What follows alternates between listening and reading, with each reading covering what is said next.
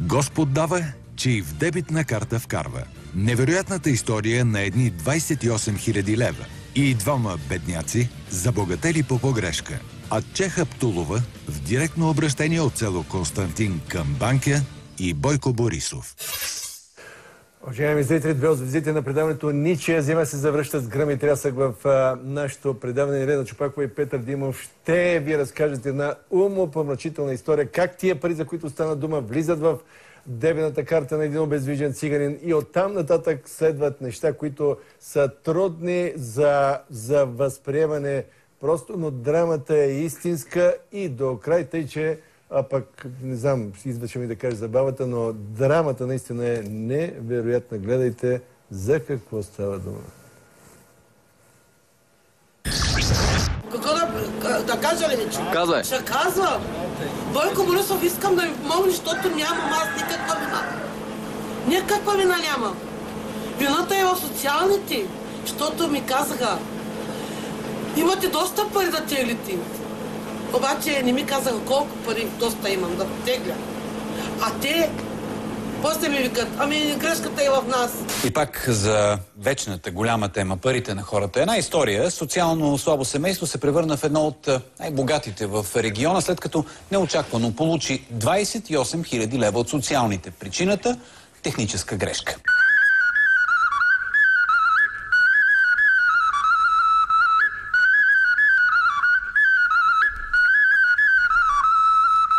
Кои сте вие, как се казвате, къде сме? В Константин съм, Ачелия Аптулова се казвам, Нория Минов Аптулов се казва. Съпруга ти? Да. Какво е това в ръката ти? Банкоматна карта, дет му ги приведоха в айта с карта. Какво са му правили? Ами, пари. Колко пари? 1000 лева. А колко трябваше да преведат? Не знаем колко от Ной му идваха пари. Даже не знам колко пари са му дошли от Ной. Той е болен. Да. От какво е болен? Разкажи ми. Мозъчен инсулт е. Инвалид, не му държи ръката и крака. Обаче ходи, ама той се знае как ходи. От колко години така? 10 години. Като го занесох в Търново на ТЕЛК на 5 юли, докторите казаха да го прехвърлям в социалните, да му отпуснат инвалидни помощи. Отивам да му тегля пенсията, там му прехвърлих пенсията и ми додоха тези пари. Бая му пуснаха 1150 лева. Бяха първата. Първата вноска беше толкова. И след това вече пак пуснаха 4000 лева. Общо колко пари ти преведоха? 28. Общо. 28 какво? 28 хиляди. Ти не се ли усъмни, че тия пари са много и може би не са за вас?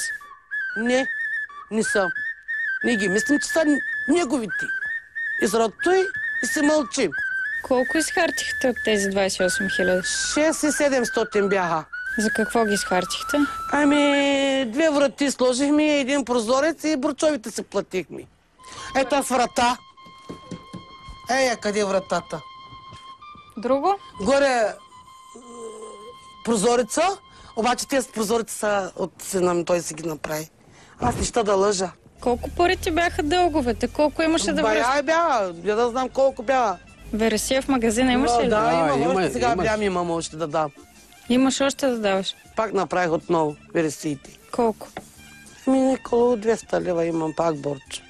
Хората се срещаха по пътя, хаче, кога ще си плащаш борча, хаче. То беше не ми удобно. Не ми беше удобно, разбирате ли? Тези 28 хиляди лева за колко време постъпиха в сметката? Ти първи път си видял 1100, нали така? За колко време ти се напълни сметката до 28 хиляди? Те да знам, и аз не знам. Ти не знала ли си колко са общо тия пари? Те да знам. Ти можеш ли да работиш с банкомат? Не мога. А тогава как ги тегляш тия пари? Ами извиках сина ми да ги стегля. Сина ми. Пазача ми ги стегли. Първия път пазача ми ги стегли. Да. Ето спечка от тези пари. Така ли? Да. Ти колко най-много пари на куп си виждала? Той дед вземаше заплата, колко пари вземаше той. Аз пари колко съм виждала. Колко де? Последно, колко най-много пари си виждала? Представяш ли си как изглеждат 28 хиляди на куп?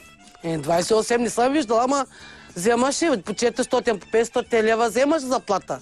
Ама на куп не съм виждала толкова пари. Ти научи ли се накрая да ги теглиш сама? Да, научих се вече как да натискам номерите там. Пин-кода. Пин-кода. Научих се вече. По колко тегляше? Ами, по 400 лева. Колко често? Ами, 3-4 пъти отивах да тегля. В месеца, в седмицата? Ами, те днеска ги провеждат. 2 пъти, те повече не могат да ти дадат. Даже един ден. Следващия ден, пак един ден и това. Всеки ден по 400? Да. 2-3 пъти отидох само. Как си стеглил 6000 кусур лева за 2-3 пъти? Де да знам. Аз не знам вече. Аз не знам. Какво да кажа, вече не мога нищо да казвам. Вече ще се побъркам аз с силно притеснение, вече ще се разболея и рак ще ме хвани. Зарад нея, зарад зирета. Що зирета е виновната всичката работа? Коя тя? Директорката в социалните, касиерката и учителката. Те трите. Знаеш кома направиха? Знаеш ли кома направиха? На нищо. Обиждаха ли те? Много ме обиждиха. Какво ти казаха? Аз припаднах там в той, при касирката. Знаеш ли, че сън не мога да спа вечерно време, като мисля, дето изкарват нас виновни. Ние не сме виновни. Цялото село викат, всичките хора в България викат, ние не сме виновни.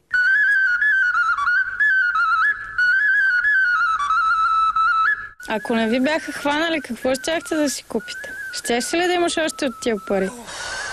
Щя да го водя на доктори, на море, навсякъде. Щях да го излекувам. Заради той. Ама не можах.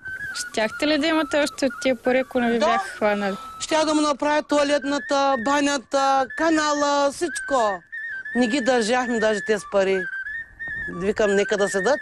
Ще се оправя, викам, банята. Ще се оправя, викам, туалетната. Да ме е удобно. А вие нямате вътре баня и туалетна ли? Да, нямаме. И как се оправяте? Туалетната е вънка. Заради той исках да му направя туалетна баня, да се къпи, да го къпя. Той сам не може да се къпи. Трябва всеки път с мене. Къде е мазичката? Виж каква съм, разхвърлена, нямам удобствие. Банята исках, тук и туалетната да му и. Това е банята? Да. Виж каква е малка банята. А този бойлер е на дърва ли? На дърва е. Той отдавна го купи сина ми.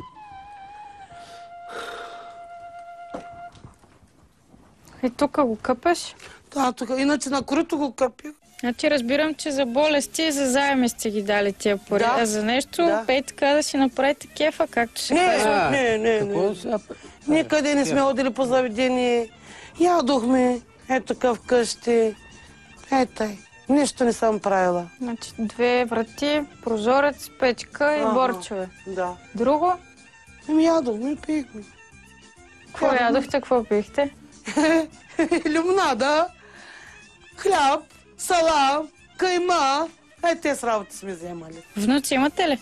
5 са. Нещо купихте ли им с тия пари? Нищо не сме им купували на децата ми. Нищо. Съжалявам. Що не ги похачих? Що не си дадох на децата си парите? Много съжалявам. Той ми вика втората, сега ми намерят на мене махна. Дет не сме ги теглили. Да бях си купила на дъщеря си къща, поне да са вижда. Как не можах да ги купя? Аз ако бях знаел, че не са за нас тези пари. Аз щя да ги отдумкам. Съмнават. Щяха да заминат тези пари, ама аде. Сега в момента ви съдят, трябва да върнете тия пари, така ли? Да, 26,400. Върнали ли сте някаква част от парите? Да. Колко? Ами... Те да знам колко върна той. Той бая върна. Той даже от книжката се тегли парите детето, че да върна. Срещу семейство Хаптулови е заведено дело. До момента са върнали на държавата 700 лева. Остават още 6000.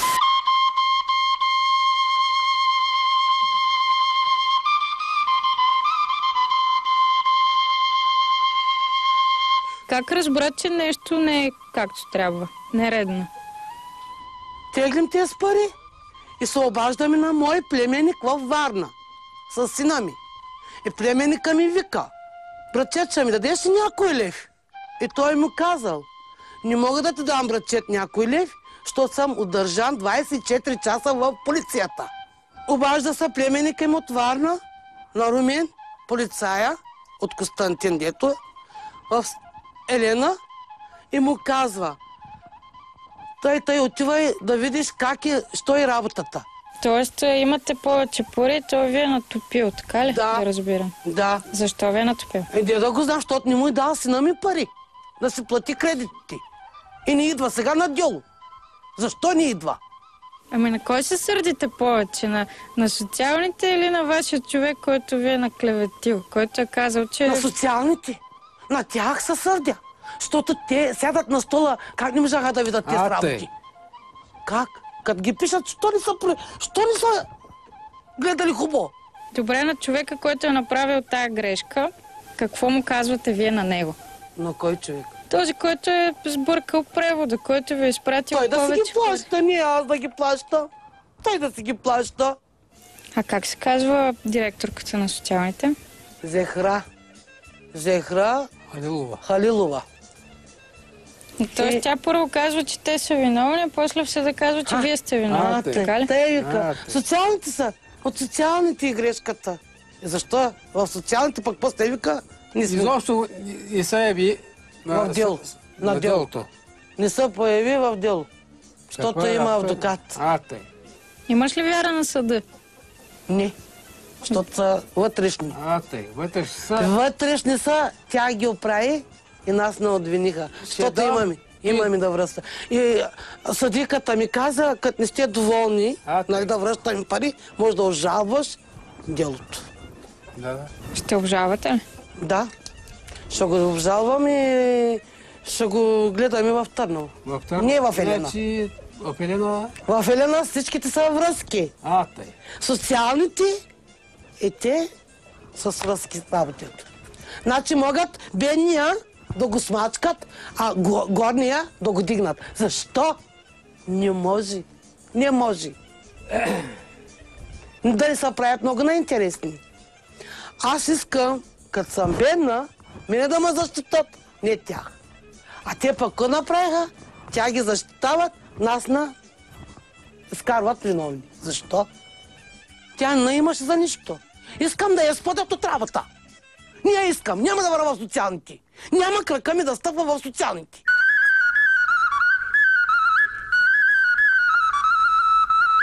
Социален министър искам да дойде да ми каже, че къде е грешката? Искам от ной парите му. Ти знаеш ли как се казва социалния министър? Не знам. Ивайло Калфин се казва.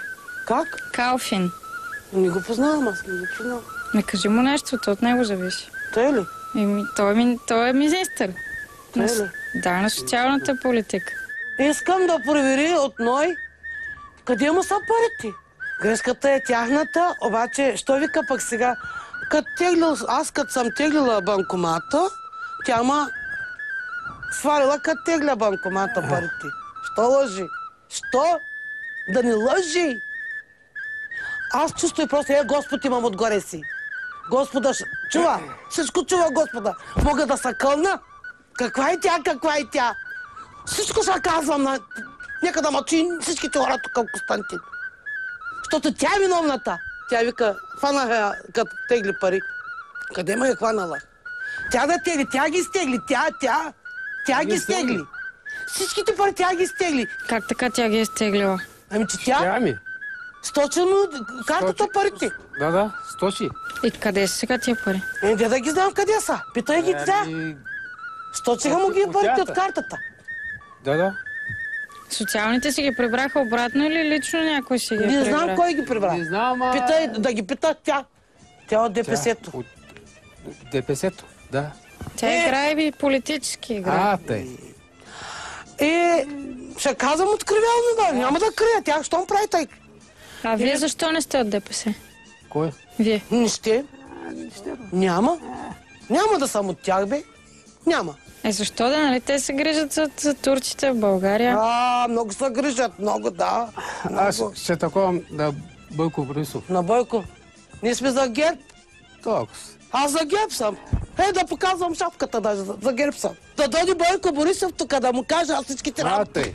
Той Дето може... дадоха за ДПС-то парите, като гласуваха.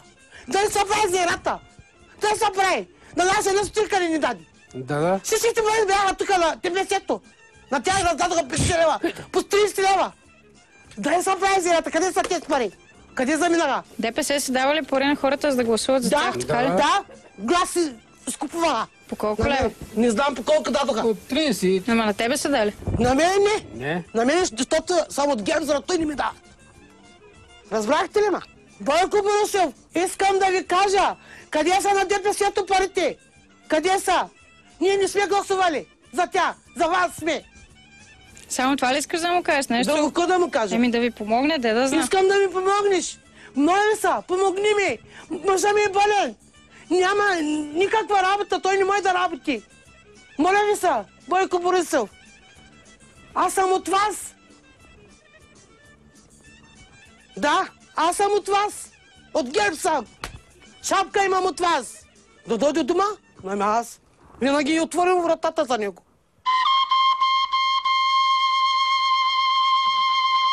Уважаеми зрители, това беше историята на Нури и Атче. Историята е куриозна, а можеше да е поучителна. Можеше банкоматът да е прозорец към света. Можеше да харчим бонусите от съдбата, за да празнуваме живота, а не за да строим тоалетни. Можеше да живеем и в нормална държава.